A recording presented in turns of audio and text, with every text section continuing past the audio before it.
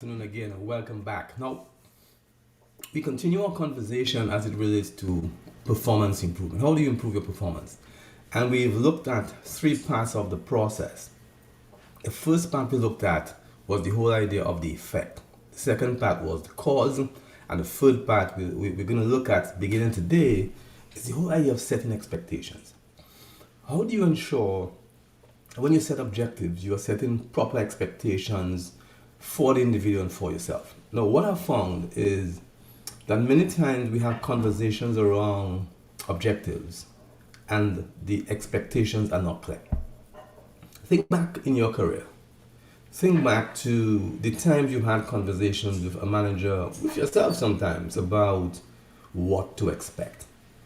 Now, how many times have you found that there are expectations, but they're not clear? So there's one person who thinks one thing, and someone else who thinks something else. And when appraisal time comes or review time comes, then the conversation is really horrible because there is a lack of clarity over what was expected.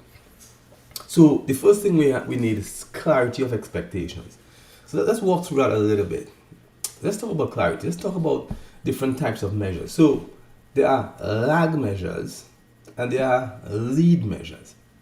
What I mean is that you have measures that you will see at the end, which are lag measures. So for example, revenue, sales, customers, these are lag measures. And there are measures which are lead measures, which are measures that lead into the lag measures, or that's what the lag measures are derived of. For example, if you want somebody to complete a project, the completion of the project is dependent on many things that come before the project ends. So for example, if I'm going to complete a project and I have milestones in that project, I have critical dependencies in that project. So if I only measure the end result, excuse me, if I only measure the end result of that, then I'm going to struggle because I am not going to be clear if the person is going to hit that lag measure or not. That means that I may find myself in a situation where at the end, both parties are unhappy. So what I want to do is I want to take the time to define lag measures as well as lead measures. I'm going to use a sales team, for example.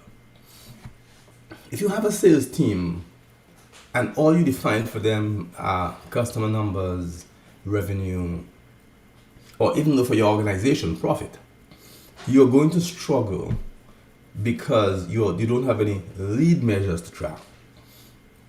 I'm going to go down a little bit further into this.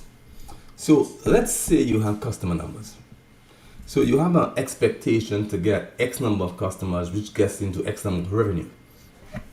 Now, even that have lead measures. So you may get the number of customers, but you may not get the revenue that is associated with these customers.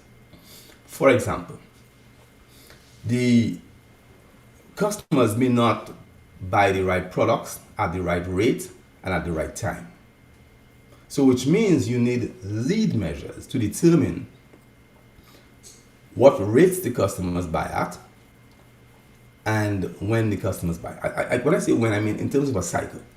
So if you have number of customers over a 12-month period, if the customers you get, you only get them towards the back end of the year if you're expecting multiple months of revenue from that customer. That is if you have multiple months of revenue. So you have customers who buy once, or you have services that you may have revenue over a monthly period.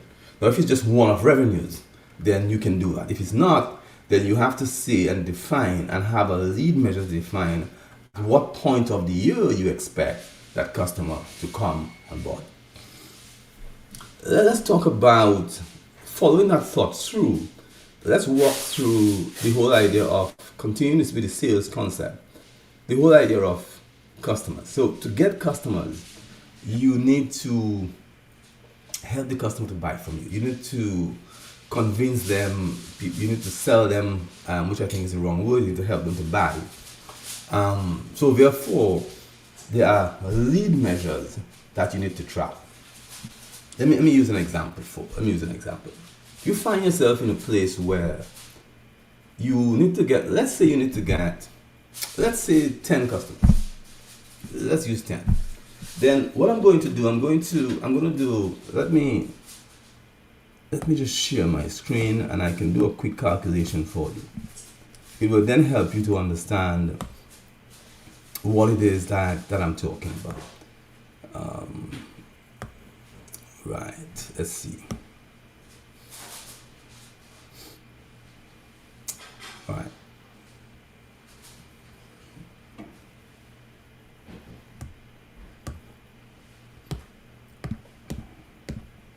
Yeah, I need to get another whiteboard for it. Anyway, so let's see, follow me with this, all right? Follow me.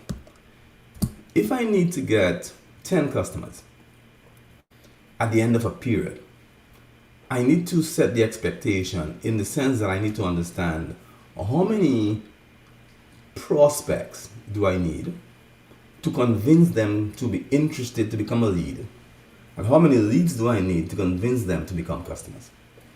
Meaning that if I say, I believe that I have a conversion rate. When I say a conversion rate, I mean if you were to have a conversation with 20 customers, 10 customers, but how many of them do you believe will buy from you?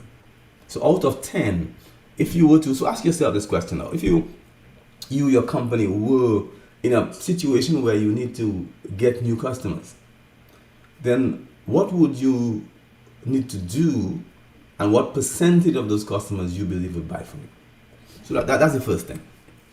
Let's say you agree that your conversion rate from leads to customer is, let's say 20% or 25%. Let's use 20%.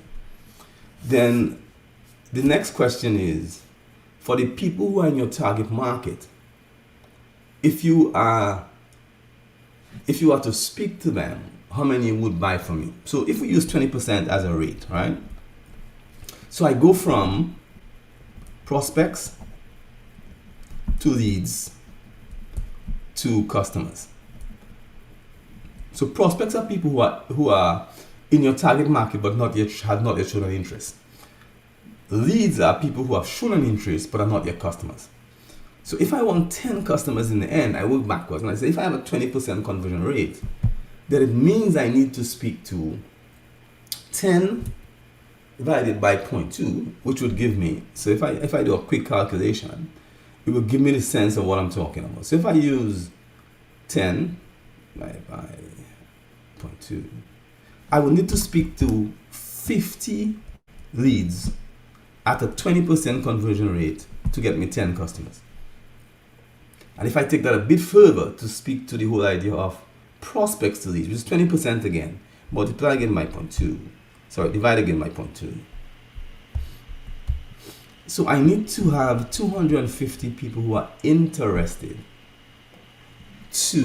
at a 20% conversion rate, to get 50 who are interested, to get 10 who will actually buy. It means that I've taken one number, which is a customer number, and I've broken it down into lead measures so I can have a measurement and have clear expectations of what to expect. Does that make sense? If you have a question, just dump it in the chat. Let me go a bit further. Therefore, I am not just waiting for the salesperson to bring me customers. My management of that salesperson is going to require me to be tracking the number of prospects they get, and then the number of leads they get, and then the number of customers they get.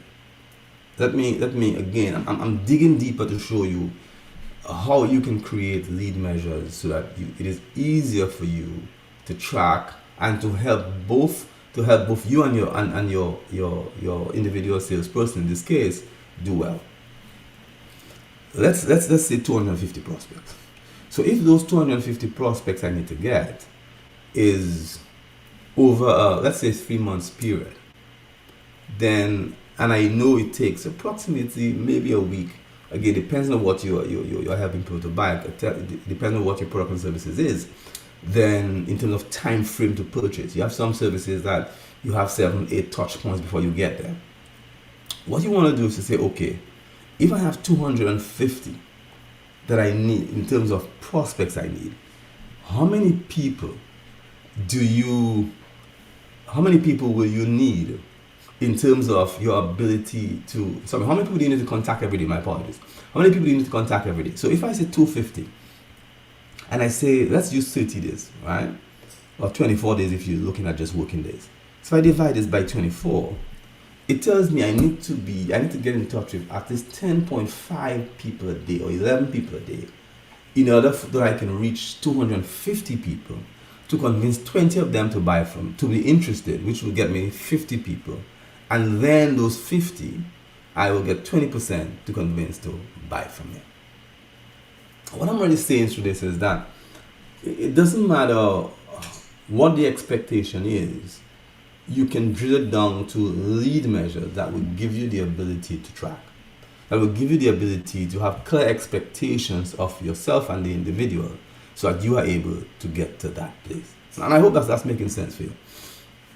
And what I'm really telling you is that if your expectations are not clear, you're setting yourself up and you're setting your employee, team member up, because what's going to happen is that you're going to get to the end point and you're not going to be clear what's expected.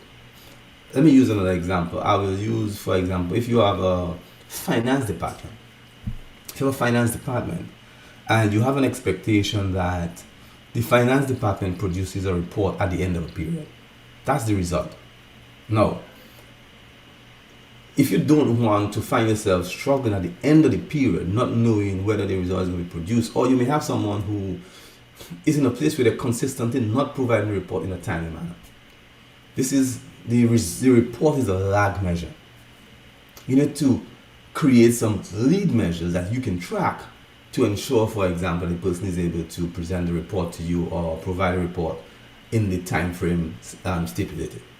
So you may need, for example, specific pieces of information that the person needs to compile the report. So these are lead measures. Now, these measures probably impact another department. They probably impact another individual within the organization.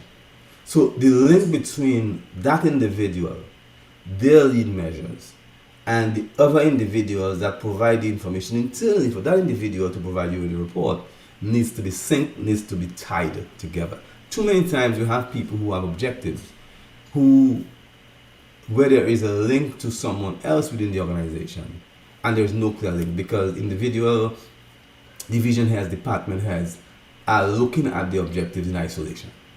So the whole idea of how departments, divisions link and how the reporting that's expected or the performance that's expected in each of those departments are tied to other departments, and that link between those departments is something that is critical. So my challenge, my question, my suggestion to you is take some time and look at the objectives of each of your people. Look to see where you can create lead measures. Secondly, you want to ensure and check to see if there are interconnections between that individual delivering and other individuals in your organization. So if the person cannot deliver this on their own, you need to be clear that the other people, you need to be clear who the other people are, what you expect of them, and the objectives between these two groups are tied together so that you can actually get proper delivery of the result that you want. So I hope that you found this session useful. Provide me some feedback, questions, and I would love to answer your question when we meet again on Monday.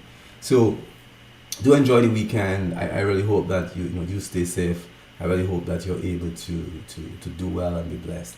And remember, if you want to learn more about how you improve your performance, check out our link at Dare to Dream at thecis.com/Dare to Dream.